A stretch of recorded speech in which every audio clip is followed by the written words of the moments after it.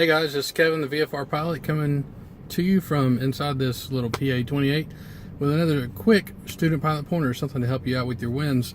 Now, I've shown a couple people, a couple of my students this trick, and it was shown to me a long time ago, but I want to help you try and figure out really quickly which runway to use. Now, here at Shelby County, we have runways 16 and 34. So let me show you something before you hit your COM2 and tune in to the video, to the weather. So, what we have here is, I like to take one of the VORs in this airplane. We have two, so we'll use the top one here. What I do is I turn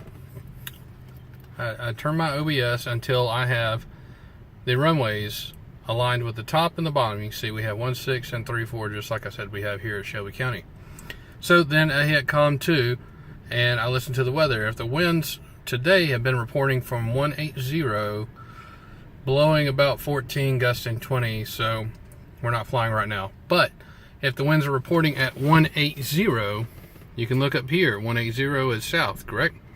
So the winds are at 180, blowing 12, okay? So that is going to be closest to runway 16, 180, 16, 34 is way down here.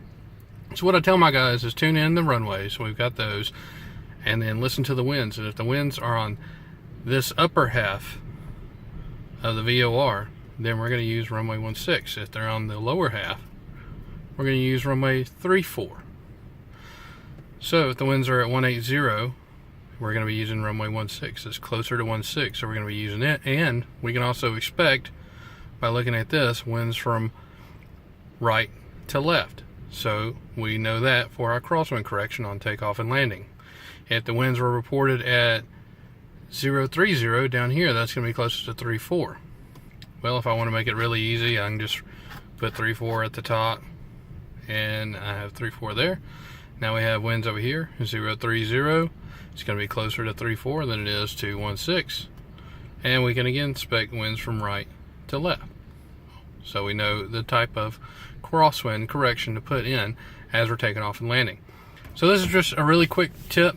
This helped me out when I was trying to figure out early on which runway to use. And when you listen to the ASOS, it helps you visualize where the winds are coming from and the correction you need to make, what runway you're going to use.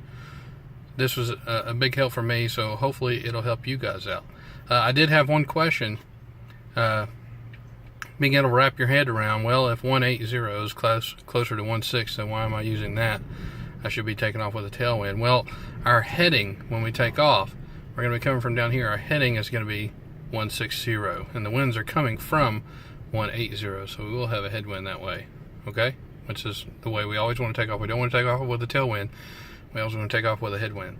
So we know here, as long as we have winds from 250 around to 070, we're going to be using runway 16 here at Shelby County. And that is it for this week's Student Pilot Pointer. Check us out next week. We'll be talking about V-speeds or something else, whatever pops into my head at the time. I was thinking about calling up AWAS and trying to find that out. So we'll come up with some different things. If you guys have any questions, comments, concerns, or any ideas, then comment below. Hit the thumbs up if you like the video. Subscribe so you can know when we post new videos. And we'll catch you guys next week.